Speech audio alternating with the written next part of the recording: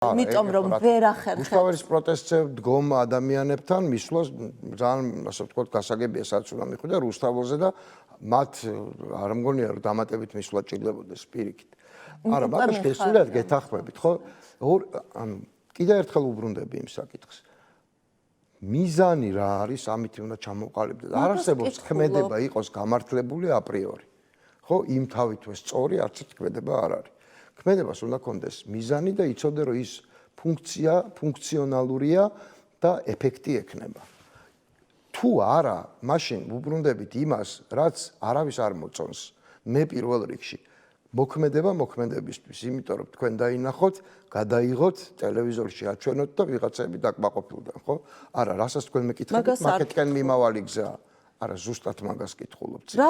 რატომ საერთოდ არა, იმიტომ რომ როგორც კი ჩვენ ვიტყვით, რომ რაღაცა არის უტყუარად საითკენაც, რაღაცა არის უტყუარად წარმატების გზა ისე, რომ არავითარი არც კვლევითი მონაცემი არ გვაქვს ამასთან დაკავშირებით. არა, არ გაქვს. გადაუწყვეტავი მამამრჩევლების. დამამთავრებით ისევ არ გაიმეოროთ, რომ თქვენი ვოქს პოპები არის კვლევითი მონაცემი. არა, ჩემ ვოქს პოპები არ მიგულისხმობ. არა, ნახეთ, მე იმას კი არ ვიძახ, რომ ვინმეს რამე ეზარება. ჩვენ გვაქვს ცოტა დრო, კიდევ ერთხელ გეუბნებით, ცოტა რესურსი და ძალიან ცოტა სივრცე. სივრცეს ავხსნი ახლა. ადამიანები არიან მძიმედ რეპრესირებულები. მით უმეტეს რეგიონებში. ნებისმიერი კონტაქტი მათთვის არის საფრთხის მატარებელი იყვნენ რეპრესიის მსხვერპლი.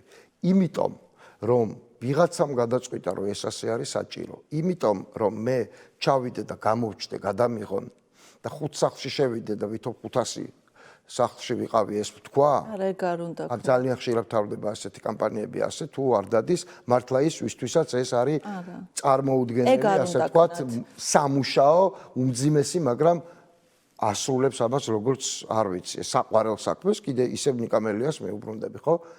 ამის გამო არ შეიძლება გადაწყვეტილებების მიღება. გადაწყვეტილება უნდა მიიღო თუ ის არის გამართლებული და მას მოაქვს შედეგი. ხო, მაგრამ მე არ მიგულისხმია 5 წუთში მისვლა და მე მე არა ვარ იქ, რასაც ბევრჯერ ამბობენ ხოლმე, რომ ხალხმა სინამდვილეში არ იცის რა ხდება. არ მჯერა მე ეს. მე არ მგონია, რომ მარტო თბილისის ცენტრში იციან საქართველოში რა ხდება. მე არ მგონია, რომ ადამიანების მაცივარი цаრიელი მხოლოდ თბილისშია და სოფლებში ის სავსეა. ასე მე არ მგონია. მე არ მგონია, რომ იმედით იგებს საქართველოს მოსახლეობა რეგიონებში ყველაფერს. მე არა ვარ ამ წარმოდგენის რეგიონებზე და არ მგონია, რომ იქ ადამიანებს ძინავთ და არიციან რა არის ევროინტეგრაცია, არიციან რა საკეთებს ბიძინა ივანიშვილი, არიციან რა არის საჭირო ამ ქვეყნისთვის. მე არა ვარ ამ წარმოდგენის რეგიონის მოსახლეობაზე, იმიტომ რომ ვინმეს გაუკვირდება თუ არა, მათ შორის ნიკამელიას, ასე ვთქვათ, დაგეგმილი სქემით, იმიტომ რომ ნიკამ თავარი პასუხისმგებელი პირი იყო ამ მიმართულებაზე და მე რომ მკითხოთ ეს უმძიმესი მიმართულებაა, რა ვიცი, ჩემი მიმართულება რაც იყო, მიჩვენია ის 10 ჯერ გავაკეთ, იმიტომ რომ უბრალოდ ეს არ არის ის რაც მე კარგად ვიცი. ხო, მაგრამ სხვა მოვლილი მაქვს მართლა რეგიონები. კი ბატონო. და მე ძალიან კარგად ვიცი ადამიანების დამოკიდებულებებიც და ამ საკითხთან მიმართებით მათი ინფორმირებულობა. ეს არის ტყუილი, რომ ვინმე რამე არ იცის. კვლავ მეორდები, ეს არ ნიშნავს იმას, რომ ჩვენ ხალხს არ უნდა ველაპარაკოთ. და არც იმას ნიშნავს, რომ მე პერსონალურად თქვენ არ გისვამთ ამ კითხვას, ნიკა, რომ თქვენ ოპოზიცია ვიგებთ. ყველას მაგივრად პასუხობ, მიყვარს პოლიტიკოსების დაცვა. როგორც ჟურნალისტიც ამას ვაკეთებდი და როგორც პოლიტიკოსი მით უმეტეს. არ ცოდავენ ქართველი პოლიტიკოსები იმით, რომ არ დადიან ყველა სოფელში. მარტივი მიზეზის გამო ეს საჭირო არ არის. ვინმეს თუ ეშინია ამის თქმა, მე ამის თქმის არ მეშინია. აი სად ჩანს? საჭიროა საუბარი. რომ მაგით არ ცოდავენ, აი სად ჩანს ეს? სად ჩანს რომ ეს საჭიროა? თქვენ მითხარით, რომ რა კვლევაზე დაყრდნობით მეუბნებით, რომ მეც მაინტერესებს თქვენ რა კვლევაზე დაყრდნობით მეუბნებით, რომ ამის საჭიროება არ არის. თქვენ ხო მეუბნებით, რომ ვოქს პოპები გაქვთ და ხალხის რომ ოპოზიცია სად არის? მე გეუბნებით, რომ ჩვენ დავდივართ ჩანაწერების გარეშე, ვიდეო კამერების გარეშე და კიდევ უფრო მეცვივლი და ერთი წელიწადნახევრის წინ იყო საარჩევნო კამპანია, როცა მართლა მთელ საქართველოში ვიყავით. ხო, მე არ ვიცი რომელ კუთხეში არ ყოფილვართ ან რომელ ქალაქში, ამას ვერავინ ვერ მეტყვის. ანუ ესე კი იყავით და დადიოდით. რა თქმა უნდა დავდიოდი. და ანუ ესე კი ჩათვალეთ რომ ეს საჭირო დღეზე იყო. ვლაპარაკობთ. კი ის იყო საარჩევნო კამპანია.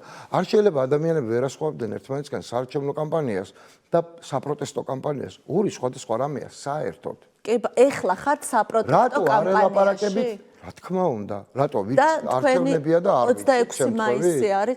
იმიტომ თუნდაც აი სხვადასხვა ამაზეც მინდა კითხვა, არ ვიცი თქვენი აზრი მაინტერესებს ნიკა ძალიან, ანუ საერთოდ ეხლა სად ვართ ჩვენ? იმიტომ რომ ეს არჩევნების თემაც არის, ესე ვთქვათ, განხეთქილების თემა გარკვეულწილად არჩევნებით ბიძინა ივანიშვილი არ წავა, უნდა დასუსტდეს ისე რომ არჩევნებით წავიდეს ის და სისტემა უნდა ისე ჩამოიშალოს, რომ არჩევნები იყოს, ასე ვთქვათ, შანსი ამ ხელისუფლების ეგრეთ წოდებული წასვლის. ანუ ბევრი დისკუსია ამასთან დაკავშირებით, მაგრამ ეხლა ჩვენ ოპოზიცია ახლა რას ვითარებაში არის საპროტესტო კამპანია, საარჩევნო კამპანია უნდა დაიწყოს, თუ უნდა დაიწყოს ნიშნავს, რომ არჩევნებისთვის ემზადებით, თუ აი რა ვითარებაშია ახლა ოპოზიცია. არჩევნები რა სახელი შეიძლება დავარქვათ თქვენს აქტივობას? საქართველოს რა ვითარებაშიც არის საპროტესტო სამზადისში, იმ ვითარებაშია ოპოზიციაც. ეს ის შემთხვევაა, როცა ოპოზიცია ცდილობს, რომ იყოს ლოკომოტივი ამ ვითარების. აქამდე ეს ასე არ ყოფილა. 26 მაისი არის 26 მაისი არის ვადა, როცა დაგეგმილია, გამოცხადებულია და დაგეგმილია დიდი აქცია. რაც უფრო მეტი, უკეთესი, როგორც მე ხოლმე ამ საკითხზე, თუ ვიქნებით ბევრნი, კაცმარიცის რა იქნება, ოღონდ ეს კაცმარიცის რა იქნება, არ ნიშნავს, რომ აზზე არ ვართ, რა მოხდება, არა, ბევრი ხალხი თუ იქნება, ჯერ ერთი ჩვენ ერთად მივიღებთ გადაწყვეტილებას. მე არ მომწონს საუბარი იმაზე, როცა ქვეყნისთვის მნიშვნელოვანი გადაწყვეტილება თუ 100,000 კაცი გიდგას აგორაზე, ეგრეთ წოდებულზე. ამაზე უფრო დიდი ბედნიერება არ არის.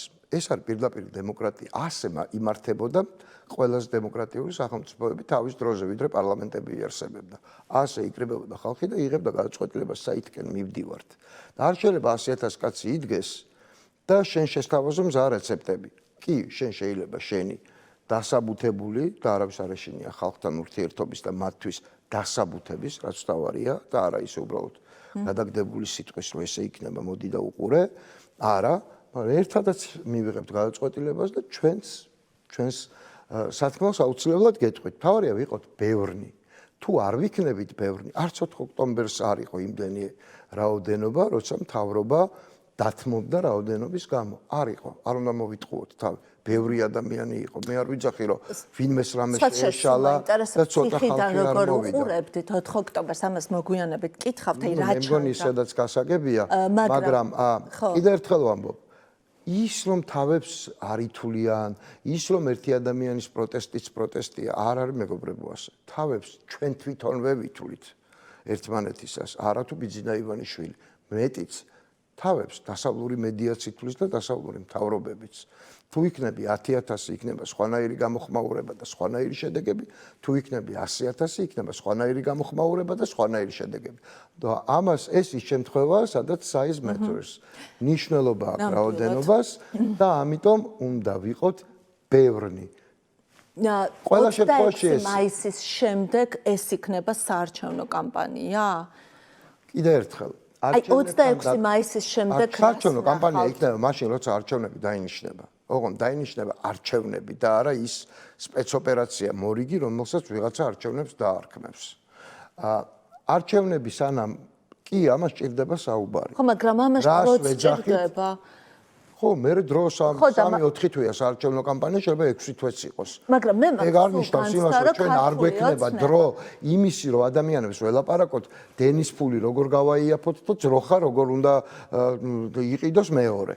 აი ხა რომ მიდის ხოლმე ლაპარაკი ამაზე რატო არა უმნიშვნელოვანესი პირდაპირ გეუბნებით ვინმეს თუ გონია რომ არ ვიცი დენის ფული როგორ უნდა გააიაფონ ან თუნდაც ძროხა როგორ უნდა იყიდოს მეორე ან მესამე სულგუნის წარმოება როგორი უნდა იყოს და სად ძალიან შემწდარა მე ნამდვილად ვიცი თქვენ რო იცით თქვენმა მომრჩეველმა იცის ან იმან საპირებს თუ ვინმეს გონია რომ ამაზე ლაპარაკი არ შემიძლია და ბევრზე უკეთესად თან და რაღაცა მარტო შემიძლია ვილაპარაკო ზოგად კერძ ძალიან შემწდა. არ მგონია ეგ მაგრამ ვინმეს როდესაც შეეპარებოდა არის სამაში. ბრძოლა დამოუკიდებლობისთვის და როცა არის ბრძოლა ქვეყნის ისტორიული ხაზის შენარჩუნებისთვის ან განადგურების წინააღმდეგ, ხო? ანუ აი ეს ორი რაღაცადებს. იქ ძროხის ფასზე მე ვერ ვილაპარაკებ ვერც ერთ რეგიონში პირდაპირ გეუბნებით. კი, ვილაპარაკებ იმაზე, რა მნიშვნელოვანია ქვეყნის გადარჩენა, მაგრამ არ მჯერა, რომ ასეთ ვითარებაში რომელიღაცა რაიონის მოსახლეს უნდა ელაპარაკო ძროხაზე, თორემ მას არ აინტერესებს დანარჩენი არაფერი. ამის არ მჯერა და პირველ სამეულში ნიკა ყველა ადამიანი, მე რო გამომკითხოთ, აი ეს სოციალური გამოკითხვის წესით და ვინმე თუ არ იცი სოციალური გამოკითხვა როგორი წარმოება, კითხვარია ჩვეულებრივი რა გაღელვებს ყოველდღიურობაში. იქ მეც შეიძლება ეკონომიკა ხელფასი და უმუშევრობა ვთქვა. იქ მეც შეიძლება ვთქვა, ანუ იმიტომ რომ ეს რუტინასთან ნუ პირველს ნამდვილად სხვას ვიტყვი. ახლა მე მასე ყველა გამოკითხვაში პირველ შემთხვევაში პირველ ტოპ პრაიორიტით ვიტყვი და ტერიტორიული მთლიანობა და აფხაზეთს. და მაგას გეუბნები, მე ნუ მელაპარაკებით თქო, ელაპარაკეთ ალბათ უნდა ელაპარაკოთ სოციალურად დაუცვას. ნახეთ რომელ გამოკითხვაში იყო ბოლოს 5 მთავარ პრიორიტეტს შორის ტერიტორიული მთლიანობა. და თქვენ რას მიმტკიცებთ, რომ ქართველისთვის ნებისმიერ რაიონში მწვანილის ფასი და კარტოფილის უფრო მნიშვნელოვანია ვიდრე ტერიტორიული მთლიანობა, არა და სულ უფრო წინ არის კარტოფილის ფასი. არა, გამოკითხვების შედეგებს წაკითხვის ცოდნაც უნდა. და მე მაგალითად პირდაპირ გეუბნებით, რომ ამის გარეშე შეუძლებელია გამოკითხვიდან აზრის გამოტანა. ის რომ პრიორიტეტები არის ფასები მაგალითად, პრიორიტეტი არის პირობითად ქუჩის ძაღლები. ქართული ოცნებასავით არ უნდა წაიკითხა ოპოზიციონერმა პოლიტიკოსმა და არ დახვრიტო ქუჩაში ძაღლები და არ დაწვა იმაში, რაც მოხდა. კი, იმიტომ რომ ჩვენს ყველა კვლევაში ერთ-ერთ უმნიშვნელოვანეს პრობლემად ამოგდის ქუჩის ძაღლების პრობლემა. ეს იმას არ ნიშნავს, რომ დღეს მე გამოვიდე და ბრიფინგი ჩავატარო ქუჩის ძაღლების პრობლემის მოგვარებაზე. მაგრამ არც იმას არ ნიშნავს, რომ ამაზე ზოგადად არ ვიფიქრო. ქართული ოცნებას საკეთებს ეგ საერთოდ ადამიანობის სივრცის მიღმაა საერთოდ, ხო? კლავს ამ ძაღლებს, მაგრამ კიდე ერთხელ ვამბობ. ადამიანი, რომელიც გამოკითხვაში პასუხობს, რომ ქუჩის ძაღლები აწუხებს დღეს ყველაზე მეტად, დანამდვილებით არ გულისხმობს იმას, რომ მისთვის ტერიტორიული მთლიანობა და აფხაზეთის რეინტეგრაცია ქართულ სახელმწიფოებრივ სივრცეში არის უფრო ნაკლებად მნიშვნელოვანი. ეს არ არის. კვლევებს ჭირდება ცოდნა, როგორ წაიკითხო. კარგი, ნიკა, კონკრეტზე მინდა ვისაუბროთ. მაგრამ ბოდიშ გიხდით, ამას დავასრულებ ერთი წინადადებით. მაგრამ არავის არც კომპეტენციის ნაკლებობა აქვს, არც სიზარმაც, რომ ადამიანებს ელაპარაკოს პრობლემებს. მაგრამ ჩვენ უნდა ვიცოდეთ, რისთვის დავდივარ. თუ მე დავდივარ იმისთვის, რომ ჩამოდი თბილისში და შეცვალე, მაშინ შეუძლებელია ვილაპარაკო იმაზე, რომ გარდაბანში გზები არის მოუწესრიგებელი, ხო? ყველაფერს აქვს თავის რაციონალურობა და თუ ადამიანი ადეკვატურობას კარგავს, მან ჯობია არ იაროს დანამდვილებით. ჯობია გადამალო ეგეთი ადამიანი, რომელიც ადეკვატურობას კარგავს. მაგალითად, ადგილობრივ თვითმმართველობის არჩევნებზე სამაგიეროდ იმ გზამორღვეულ გარდაბანში თუ ჩახვალ და სასამართლოზე დაუწყებ ლაპარაკს ზოგად სამართლიანობაზე. შეიძლება ეს იყოს ადეკვატურობის დაკარგვა. ყველაფერს თავისი დრო, ადგილი და დოზირება აქვს.